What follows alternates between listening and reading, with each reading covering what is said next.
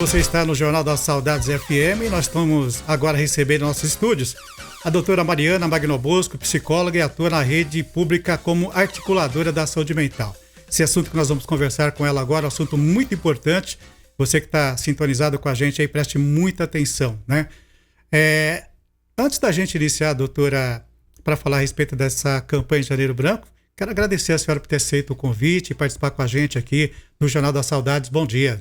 Bom dia, Adalberto. Eu que agradeço a oportunidade da gente estar podendo fazer um pouquinho aí dessa campanha de conscientização do Janeiro Branco pela saúde mental. Doutora, como que é o trabalho realizado aqui em Matão nessa área da senhora, na área da saúde pública como articuladora? A articulação da saúde mental é uma função assim, eu represento os serviços de saúde mental nas atividades de gestão, nas atividades regionais do SUS, atuo trazendo as políticas públicas que são disponibilizadas pelo Estado e pelo Ministério e ajudo no fortalecimento das equipes dos serviços de saúde mental especializados do município. Vamos falar da campanha agora, não é o primeiro ano, né? Já realizada em anos anteriores, a campanha Janeiro Branco, que é no mês de janeiro. Quem cuida da mente, cuida da vida. Essa campanha é uma forma de alertar para a importância de cuidar da saúde mental, doutora? Isso mesmo, Adalberto. Essa campanha iniciou-se em 2014, através dos profissionais da saúde mental mesmo, que se mobilizaram para trazer esse tema à tona, né? Para conscientizar a população da importância da saúde mental, da importância do olhar para si mesmo, do autoconhecimento. Então, é um movimento que já vem aí há alguns anos e no nosso município a gente também já participa há alguns anos, fazendo algumas atividades em janeiro para trazer essa conscientização para a população. Doutora, eu tenho certeza que em anos anteriores foi muito mais fácil do que fazer neste ano devido à pandemia, né? Isso. Tenho certeza que foi realizado palestras com a presença da população, das pessoas interessadas. E esse ano, como que vai fazer, como vai ser feita essa campanha com essa pandemia aí, onde não pode ter aglomeração, a gente vai ter que inovar tudo, né, doutora? Isso, a gente está vivendo um momento que todo mundo está precisando inovar, né, mudar as formas de lidar aí, e nos outros anos foi isso mesmo, Adalberto, a gente tentava fazer atividades que envolvessem a população no geral. Por exemplo, a última do ano passado foi uma atividade proposta pelo CAPES 2, Minha Casa, onde o Dr. Marcelo Teixeira realizou na praça um momento de meditação. E foi muito legal. Então, pegando por aí, a gente está tentando ainda, né, esse ano, vamos ver, provavelmente até o final da semana que vem a gente consiga fazer isso de uma forma online, né, através do site da prefeitura, disponibilizar algumas meditações aí através do Dr. Marcelo. A gente já fez isso ano passado algumas vezes quando iniciou a pandemia, e a gente está pensando em trazer isso como uma atividade do Janeiro Branco. Quando a gente fala em cuidar da saúde mental, doutora, o que precisa fazer, o que o ser humano precisa fazer para poder cuidar dessa saúde mental, que é muito importante? A saúde mental é um conceito muito amplo, Adalberto. A Organização Mundial da Saúde traz que não existe um conceito assim oficial e definido disso. Ela envolve o conceito de qualidade de vida, né? Equilíbrio entre o que a gente tem dentro da gente e o que existe fora. Então, equilíbrio entre os nossos pensamentos, emoções, sentimentos e o que tem fora, o nosso ambiente, as nossas relações interpessoais, o nosso trabalho. Então, saúde mental é muito mais do que a ausência de transtorno mental. Ela envolve a nossa qualidade de vida, a nossa capacidade de ser resiliente. Resiliência, né? É uma palavra aí que a gente tem ouvido falar muito. O que é isso? É a nossa capacidade de, diante das adversidades, poder superá-las, poder transformar em algo positivo. Sabe aquela coisa do limão conseguir fazer uma limonada? Isso. Então, é um pouco nesse sentido. Então, o conceito de saúde mental está atrelado a tudo isso. A gente conseguir olhar para a gente mesmo, buscar as nossas satisfações, as nossas insatisfações e buscar coisas que possam melhorar a nossa qualidade de vida. Vamos falar um pouquinho, doutor, mas aqui para a cidade de Matão, para a população de Matão. A senhora, com a sua experiência, doutora, de muitos anos aí nessa área, quais são os transtornos mentais que afetam a população matonense? Os mais comuns que a gente tem visto na nossa realidade, assim, coincidem com o que a gente tem no Brasil, né? O Brasil é aí o primeiro lugar mundial em transtornos de ansiedade e o quinto em depressão. Esses são os transtornos mais comuns que a gente vê aqui na nossa cidade também. Depois, em seguida, temos outros, como transtorno bipolar, transtornos de personalidade, a esquizofrenia, os transtornos de dependência química. Esses são aí, mas os mais comuns mesmo são ansiedade e depressão, que, por sinal, tem aumentado muito com a pandemia. É verdade, né, doutora? Nós estamos aí quase um ano de isolamento em casa, muitas pessoas em casa, deixando de fazer o que gostava, de sair, de passear, principalmente o pessoal de mais idade também, que acaba ficando em casa.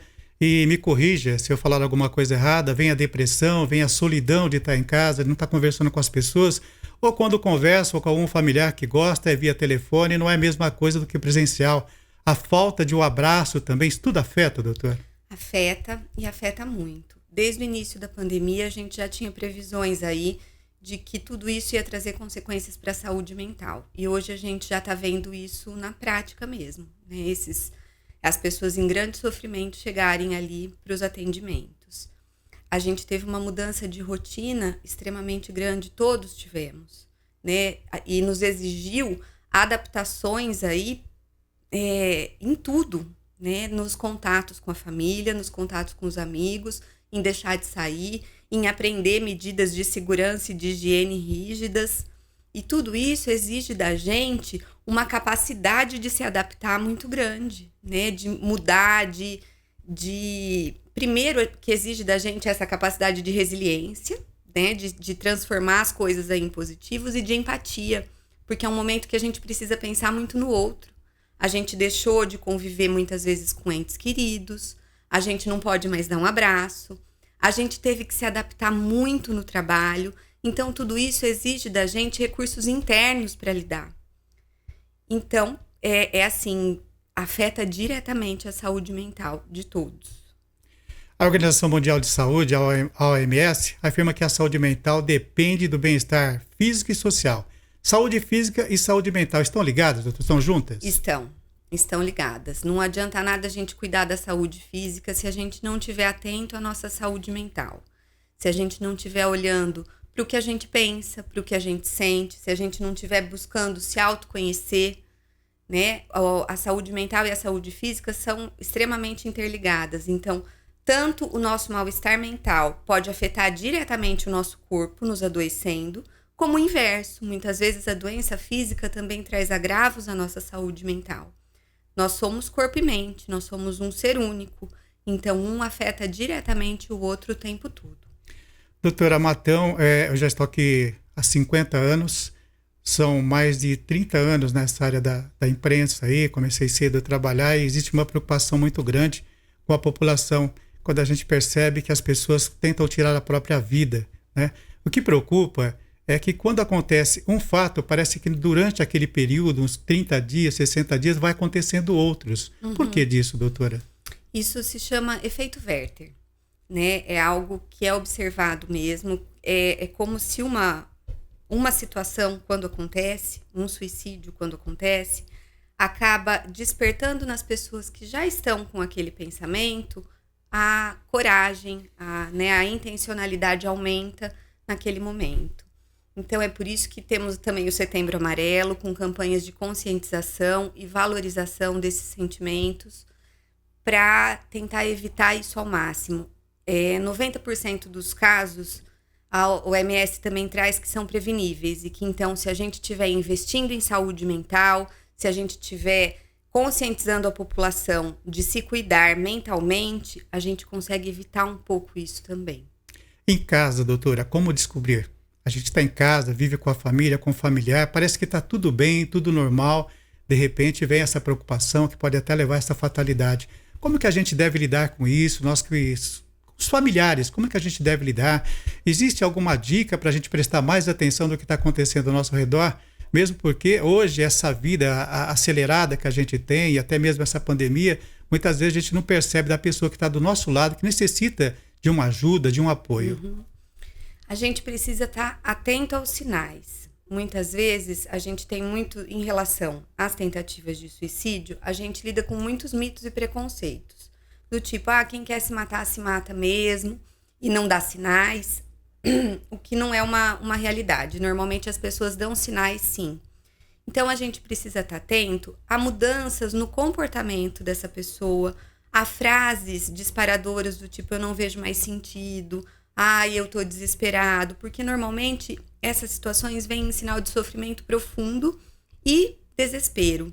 Então isso tudo tem muito a ver com o momento que a gente está vivendo da pandemia, onde muitas pessoas perderam emprego, onde muitas pessoas, por conta da mudança no convívio, aumentou violência doméstica, separações. Todas essas coisas são situações que acabam trazendo consequências. Então, a gente precisa, sim, estar atento às mudanças de comportamento, a perceber, olha, essa pessoa está muito quieta, está muito fechado no quarto, no caso dos adolescentes, né? Está se isolando demais.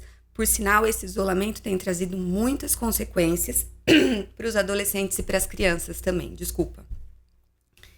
Então, a gente precisa estar atento a essas mudanças de comportamento. Doutora, vai tomar uma água enquanto isso. Você está sintonizado aqui na TVM e também no Jornal das Saudades. Nós estamos conversando com a doutora Mariana Magnobosco, é psicóloga. Ela atua na rede pública como articuladora da saúde mental. E o assunto também, nós começamos a falar a respeito da campanha Janeiro Branco, quem cuida da mente cuida da vida. E é claro que aí são muitas as perguntas, muitas dúvidas também da população, né? Principalmente nesse período de pandemia, que é importante falar desse assunto, levar ao conhecimento das pessoas. Matão, doutora, a gente sabe que tem uma equipe, graças a Deus, uma equipe muito boa para cuidar, para dar atenção para a população. Nesse caso, a pessoa em casa, quando ela percebe, ela precisa de ajuda, o que ela deve fazer? A gente pede para procurar o serviço de saúde mais próximo. Tanto os profissionais da atenção básica, quanto os profissionais da rede especializada de saúde mental. Então, ela pode pedir ajuda no posto, pode pedir ajuda no SF, que eles vão saber encaminhar para a gente se for necessário, né, para o serviço especializado. Mas os nossos serviços especializados também recebem demanda espontânea. A pessoa que sente que está precisando de ajuda pode procurar diretamente os serviços de saúde mental. Pois não, doutor. Pode terminar, só ia perguntar que a prefeitura fornece vários serviços em várias áreas aqui em Matão, né? Isso. Nós temos uma rede especializada de saúde mental que conta com 5 serviços.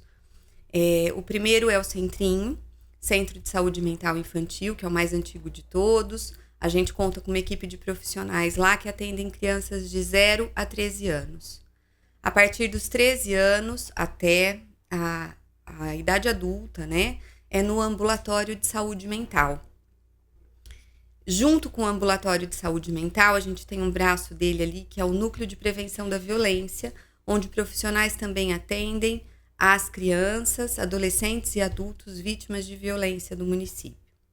E além desses 3, nós temos os 2 CAPs. O CAPS 2, Minha Casa, que é onde os transtornos mentais severos e persistentes são atendidos de forma não intensiva, semi-intensiva ou intensiva. E o CAPS AD, onde são cuidados os usuários com dependência química, em sofrimento decorrente do uso abusivo de substâncias. Doutora, essa campanha que acontece todo mês de janeiro, por que mês de janeiro, doutora? Curiosidade. O mês de janeiro foi escolhido por ser um mês que normalmente as pessoas estão mais reflexivas consigo mesmas, né? Tá todo mundo fazendo um balanço do ano anterior, se sentindo frustrado porque não conseguiu cumprir as metas que colocou lá em janeiro passado e colocando novas metas para esse ano. Então, por ser um mês reflexivo, onde as pessoas estão voltadas um pouco mais para si, foi escolhido janeiro para ser um mês de campanha de conscientização sobre a saúde mental. A campanha serve como um alerta para que todos comecem seu novo ciclo de uma maneira sadia, doutora? Principalmente Sim. Emocional? Sim. E as campanhas também, Adalberto, que eu acho importante enfatizar é assim, essa conversa é um momento que pode ajudar a mudar paradigmas, quebrar preconceitos, onde as pessoas, conhecendo um pouco mais, possam mudar a forma como enxergam as coisas. A saúde mental ainda é muito estigmatizada. As pessoas passam por muito sofrimento, por crises que elas podiam ser ajudadas por profissionais, mas ainda existe muito preconceito com a nossa área. Do tipo, eu não sou louco, eu não preciso de psicólogo, eu não vou tomar remédio psiquiátrico porque eu não sou louco. E não é isso. né? Todos nós passamos por situações difíceis na vida que muitas vezes exigem que a gente peça ajuda, né? Isso não significa ser doente, significa estar sofrendo. Então, a campanha é uma possibilidade da gente tentar essa mudança de paradigma, né? O logo desse ano é Todo Cuidado Conta. E a gente precisa tentar fazer um pacto por essa cultura da saúde mental, para poder mudar esses paradigmas. E, além de tudo, é uma possibilidade de conscientizar aí as nossas autoridades, os nossos governantes, né, para ajudarem a gente aí nas políticas públicas mesmo, para a gente fortalecer ainda mais o trabalho dessa área. Doutora, eu sei, se a gente continuar conversando, vamos falar o dia todo dessa área, uma área muito importante, principalmente nessa época de pandemia. Não todas as épocas, mas essa mais agora, a pandemia, onde a pessoa acaba ficando isolada, acaba ficando sozinha. A solidão não é bom para nenhum ser humano. E me corrija se eu estiver errado. Alguma colocação que a senhora gostaria de falar, doutor, que nós não comentamos aqui, que é importante para a população? O que eu acho importante é assim, se você está se sentindo sobrecarregado, cansado, esgotado, muito insatisfeito, você pode procurar ajuda, né? Você não precisa ficar sofrendo sozinho. Isso que é o importante, a gente lutar com os nossos próprios preconceitos e pedir ajuda quando a gente está se sentindo assim. Existem possibilidades, né? Existem locais que podem ajudar. E os telefones do serviço estão à disposição para a gente dar maiores informações. Das pessoas chegarem até lá, não precisa de encaminhamento médico, né? Vão ser acolhidos e vão ser encaminhados para o serviço mais adequado às suas necessidades. Doutora, muito obrigado por a senhora ter aceito o nosso convite e falar desse assunto muito importante. Eu creio que em outra oportunidade vamos falar mais um pouco, principalmente nessa época de pandemia. É muito importante levar essas informações. Desejo à senhora um bom final de semana, um bom dia. Obrigada, Adalberto. Eu é que agradeço, em nome da nossa equipe toda de saúde mental, a oportunidade de estar trazendo um pouco do nosso trabalho na rede.